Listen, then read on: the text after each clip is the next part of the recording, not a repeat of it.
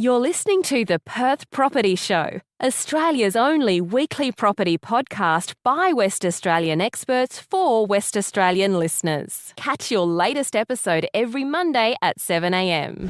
Good morning, everyone. Welcome to the Perth Property Show. My name's Trent, Fleskens, your host as always. And this week we're going back to basics, answering some of those really fundamental questions about getting a loan, minimising your interest rate, your repayments, minimising the amount of cash you need to put towards the purchase if that's what you're after, and identifying those options that allow you, if you're struggling with servicing, struggling with equity, whether it's your first home, your first investment property, you've got too many properties, you're cross-securitized, how do we sort that out? We're going to answer a lot of those basic questions today. We've had a few mortgage-specific questions come into the inbox over the last few months, and I thought we'd amalgamate those on this mortgage broking special edition. So the first question I wanted to address, which is one I've seen a few people asking about, is explaining a little bit more on the first home loan deposit scheme.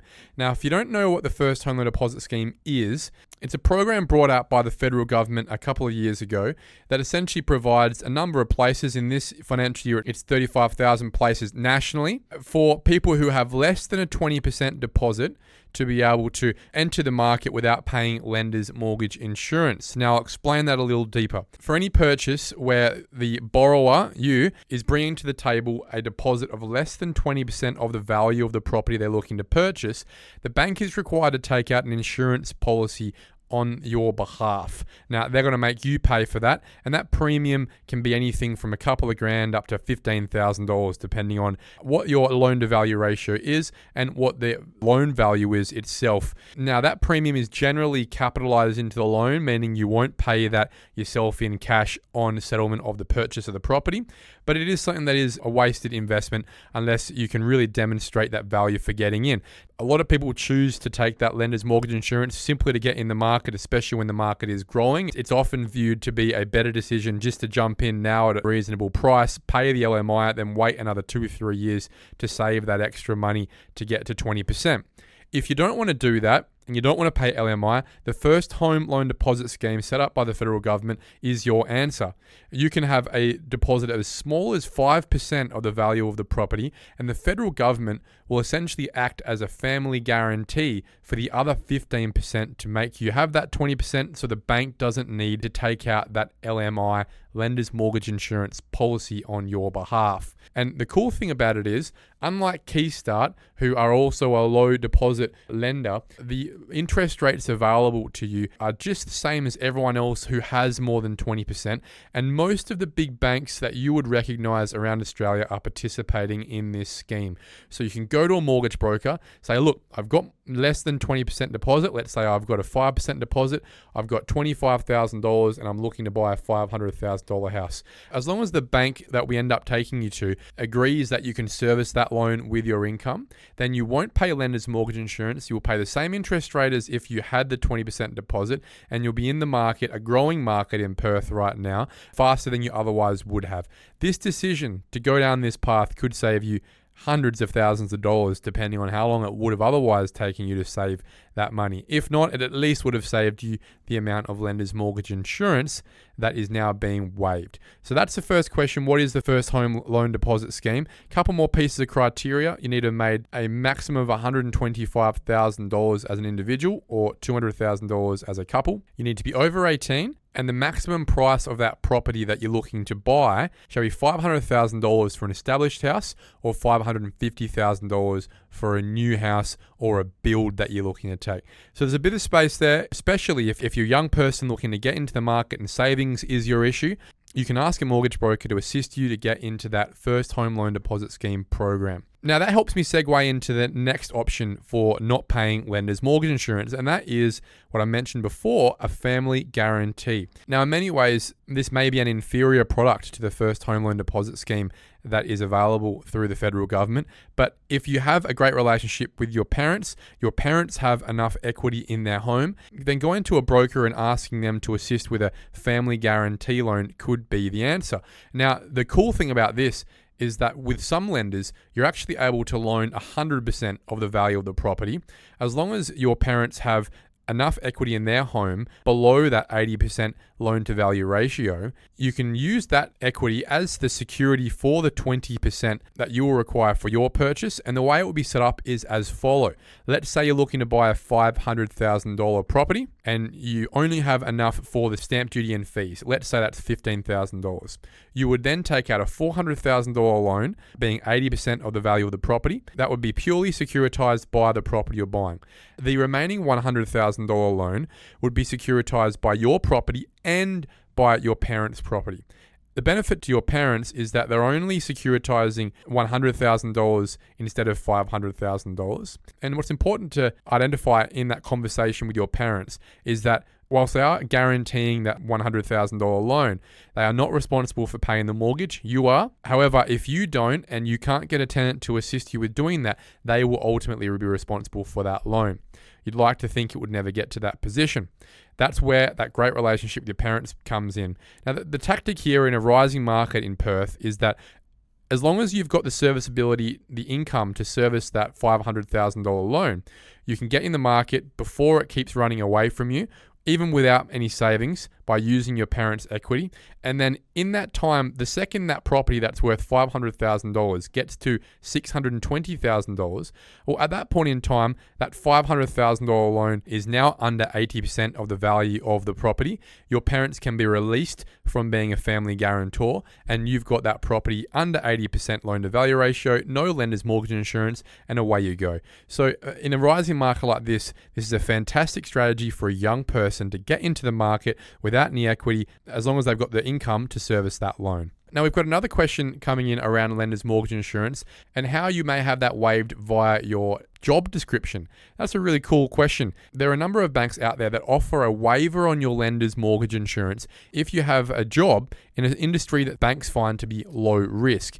If you have a job in the medical industry, so midwife, nurse, doctor, physiotherapist, any sort of specialist in the medical space, then it's more than likely you will be eligible for a lender's mortgage insurance waiver. If you've got the income, you don't have the 20% deposit plus stamp duty, there are banks out there that a mortgage broker can assist you with to waive that lender's mortgage insurance. And depending on your situation, depending how financially strong you are, your income, we've seen some banks actually lend 100% of the value of the property for clients they're really chasing after. There are other banks that also look after people who are in the legal profession, so a qualified lawyer, a qualified engineer, a qualified accountant, police officers, and quantity surveyors. All of these areas that the banks deem as being very low risk in terms of their clientele, they want you and they are happy to pay that lender's mortgage insurance premium on your behalf to secure you as a client. I think that's a great thing to recognize. If you're in any of these industries, you're a cop, lawyer, dentist, midwife, nurse, accountant, anywhere in that space, please do reach out. If you don't have a 20% deposit, but you're looking to buy into Perth's rising market right now, there are solutions for you. You don't have to wait. Okay, next question. Trent, what is cross-securitization? Can you please explain it? Really great question. It's one that is more relevant, I guess, to people who have got more than one property. Cross-securitization, or cross-collateralization, as some people will call it, is where you've got a loan that is secured by more than one property, or more than one loan secured by more than one property. This starts to become a bit of a spider's web, especially when you're looking to sell properties. If you sell a property and you want to get that profit out, the banks will be revaluing every other property securitizing the loan, and therefore you may not get the cash out that you were expecting if the other properties securitizing that loan are not worth what they used to be. It may not be such a problem in this market, but it can be a problem in the future. So what you want to do is make sure that every time you are looking to buy a second or third or fourth property, if that's your goal, you're not simply cross-securitizing the last property or properties with the one you're looking to buy in order to have the equity to purchase that home. If you're not going to use your savings and you're planning on relying on the equity in your existing portfolio to buy the next property, the way you would do that without cross-securitizing is refinancing the loan of your existing properties back up to 80% of the value of those properties, and then taking that cash as a cash out of that loan account, plopping it into your savings or offset account, and then using that cash separately as the deposit for the new purchase. This way, every time you take out a loan for a new property, there is only one asset securitizing that loan, and there will be no interference from other properties, other valuations when you're looking to do something like subdivide or sell that property in the future. That's probably the easiest way to explain it. Cross-securitization, not a great thing to do, especially when you're looking to have flexibility with your portfolio into the future. Okay, next question is regarding serviceability. If you're struggling with serviceability, your income is not high enough to get the loan you need to buy the property you're after, here's a handy tip. Whilst you may be looking to buy your first home, you want that home to be your principal place of residence. If it's your servicing that's holding you back, there is a solution. That solution is to treat that property as an investment property. Make it first an investment property. If you take it to the bank with that proposal that you will stay renting with your parents or boarding with your parents or renting in the property you're currently in, you can use the proposed rent from the house you're looking to buy to increase your income, which will then increase your serviceability. This could make a massive difference to your serviceability. It generally is going to be the difference if you can't afford that loan right now. Adding a proposed rental income to your salary is very likely the answer to having the bank sign off your ability to service that loan. You can then start that ownership journey of that property as a landlord, and sometime in the future when you're ready, you can kick that tenant out, moving yourself, and now you've got an owner-occupied property to move into. As long as your rental costs or boarding costs are lower than the proposed rent of the house you're buying, this strategy very much could be the difference for you. Now let's segue further into a question I've received about the variance in servicing calculators that each bank has. Now there are over 40 lenders in Australia that offer hundreds of different products these days. It's not like the old days where it was just the big four and a couple of others, and they've all got one policy, one interest rate, whether it's owner-occupied or investor or principal and interest only. These days, each of the banks have multitudes of products, and there are a number of lenders out there, not just the big four banks. Inherent in that is a variation in the way they assess your income and your expenses. A good way to put it, that with the current cash rate and a salary of $100,000 for an individual with no other debt, the difference between the lowest bank servicing level and the highest bank servicing level is over $300,000. In fact, one of the big four banks will only give you around $460,000. One of the non-bank lenders will allow you a loan of over $700,000. If you've been to your bank, you've been even to a broker, and they've informed you that you aren't able to service that loan, I would challenge that. Speak to another broker who has the experience to place you with the right lender based on your requirements. Your requirements here being finding a lender that will provide you with a loan required to buy that property you're after. With a variance so large amongst the lenders in the country these days, it's important to make sure that if you've got your goals of buying that first property or that next property, you don't take no for an answer the first time. Lenders across the country are changing their policy, changing their servicing calculator, and changing their appetite all the time. And just because you received a no from one lender or even 5 lenders doesn't mean there isn't one who does like your income, does like your situation, and will provide the loan you're after. Now that helps us segue into the next question regarding the different mortgage products each lender offers. As I said, there is a massive variance between the interest rate of a simple owner-occupied principal and interest loan from a small 3rd or 4th tier lender with low costs and a high level of competition versus one of the big four banks who rely on their branding, rely on the extra services they provide, and are not as competitive for your work. There is at least a 1.5% difference between the most competitive products out there on the market and the least competitive products. One, that will be the difference between your ability to service a loan, but 2, it will be the difference between you having disposable income at the end of the month and not. Now, one loan product that I find really interesting at the moment is a loan product that rewards you for having solar panels on your roof or for living in a house that has a 7-star energy rating.